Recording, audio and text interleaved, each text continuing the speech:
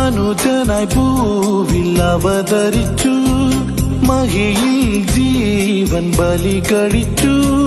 തിരുനിണവും ദിവ്യഭോജ്യവുമായി ഈ ഉലകത്തിൻ ജീവനായി